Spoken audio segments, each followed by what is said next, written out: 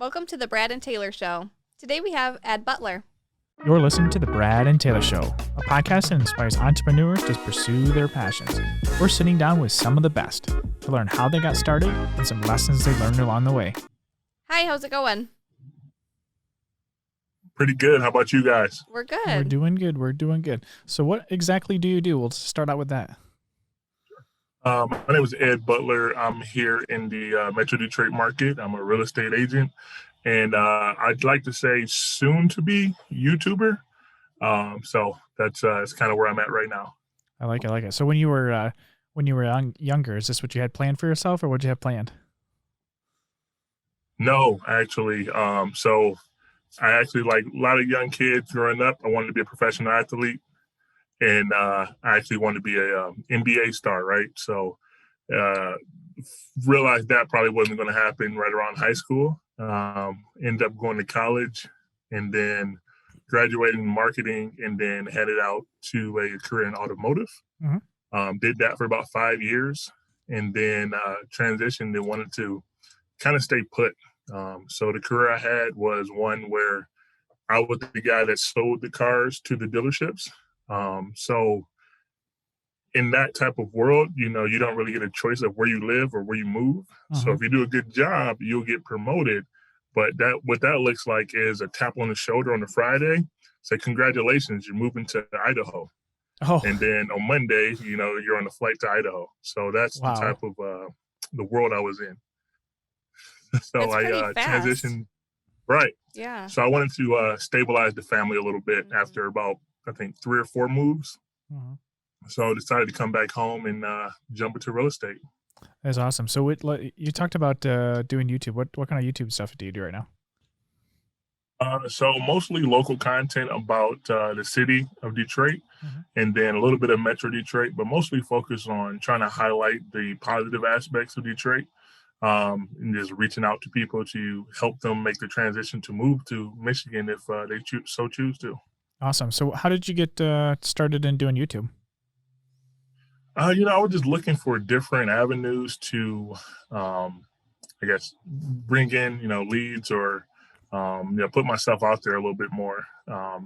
And then I have a close friend of mine who has a YouTube channel. He started one about a year or 2 ago, and it's kind of took off for him. And I said, you know what, let me give that a try. So started off as that, as just wanting to be like a YouTube, star or something like that. And then quickly found out that, this is a really good lead source if used properly. So I transitioned to, making the lead generating, and it's been paying off pretty well. Nice. What's your channel called? So if everybody's listening, they can go subscribe. So it's going to be Ed Butler Detroit. Sweet. Nice and easy. Nice. So Moving forward kind of with your real estate, what advice did you get when you first started out in real estate that's just kind of stuck with you? So I think, so advice in real estate, probably one of the things that stuck with me is a close friend of mine who I went to college with, who's an entrepreneur as well. So I was getting started in entrepreneurship, and basically said, look, don't let anyone tell you, what you can do. Don't ever let anyone tell you there's a lack of resources or money or something like that out there. For a person that has the right drive and doing it for the right reasons, the possibilities are limitless. And, it sounds cliche, but when you start to dig back and think about it, it's really true. That's awesome.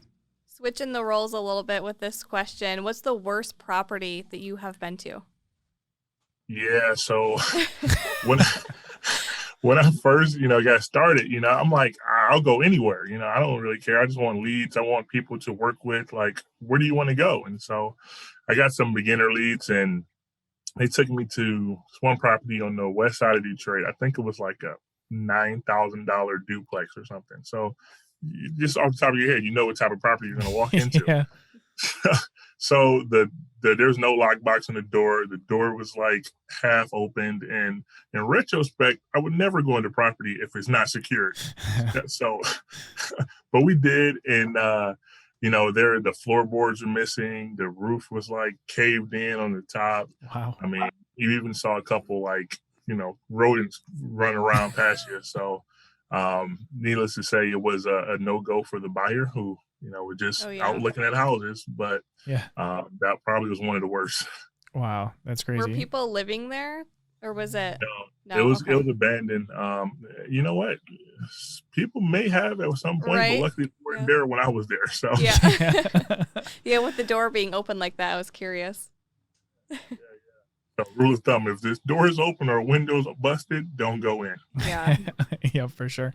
That's awesome. So when you started out, did you join a team or did you kind of go solo, or how'd you get started? Like, how'd that first like year go for you? Yeah. So in retrospect, I sometimes tell agents that joining the team could be very advantageous for you, but I didn't do it. I started out on my own and just went at it and thought I had a background in sales. I probably could transition pretty easily. Well, it definitely had some bumps in the road getting started. That Hmm. I believe having working with a team probably could have slowed up or expedited the process a little bit faster, I guess. Hmm. Um, but after about 6 months, I got things kind of rolling, caught some traction, and hasn't looked back since. That's awesome. I like it. So, are you on a team now, or did you build a team, or just still solo? Nope, still solo. Team aspect would probably come a little bit later. I just want to make sure that my foundation is really, really solid before I start guiding others. Yeah. Are there any goals that you want to achieve in the next year? Yeah. So professionally, I want to double my, I guess my gross income. So I want Nice. to double the sales from last year as I did this year. Just want to keep continuing to be able to do that, hopefully. And then personally, I'd like to become debt free. So with that extra income, I want to pay off all my consumer debts outside of the houses, that currently own, Hmm. and then kind of go from there. That's awesome. Good for you. So let's say you had to start all over today, and you had the same exact knowledge you have now. How would you spend that first $1,000? So I would actually pick up this book. You know, there's a book called Seven Levels of Communication. So I would buy that book. It's going to really help you dial in on your sphere of influence. So you would definitely want to focus on there. And then with the rest of the money, I would actually buy a camera and then get started, with the YouTube channel sooner. Because, I think that's the kind of the next frontier. As more and more people, get online and search for, things, and with YouTube being the second, the number two search engine in the world, I think it's just, Yeah. no limit to where it can go. Yeah, that's crazy. So let's say, so when you started out, like your first, let's say your first YouTube video, did you like just say, I'm just going to do it right away? Or were you like, and it took you several months to get that first one going? How'd that first one go? Yeah. So it's a funny story. My first two actually, right? So I'm thinking like, okay, I got this, no problem. Yeah. I'm cool under the camera. Like I'm not going to procrastinate. Let's just do it. And so I did them. They were like market updates, just real generic stuff that most people do. Yep.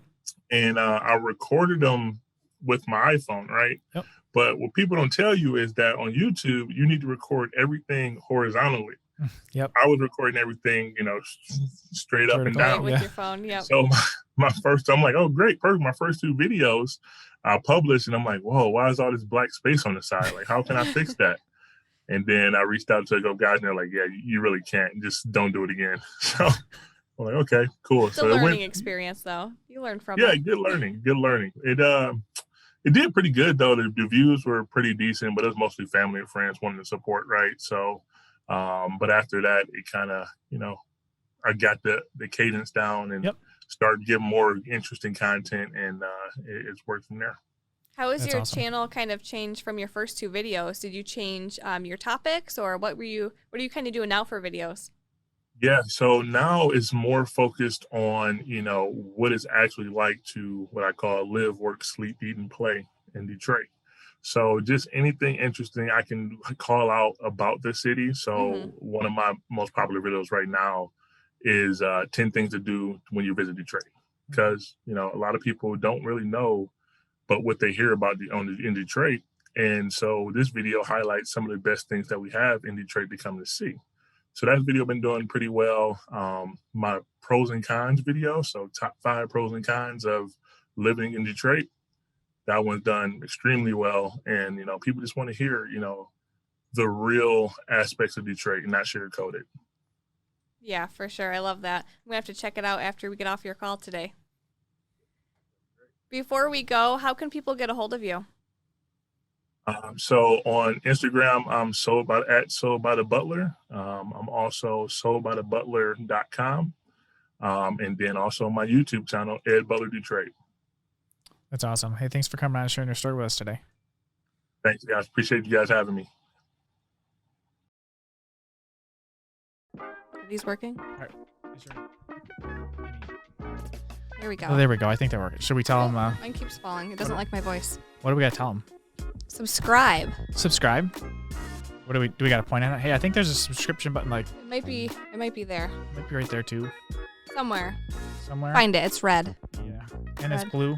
It's green. I don't really know. It's a color. This mic isn't even attached. Did you plug these in? Well, I guess. I wonder if they can hear us. Yeah. I wonder if they hear us. Well, we should probably tell them if they can hear us. We should probably tell them also give us a 5-star review for listening on Apple. That'd be cool. 5 stars, guys. Share it with everybody they can think of. We won't take But- 4 stars. I mean, Taylor, I don't even think these are on. I mean, No, I don't think this is working. This is not working.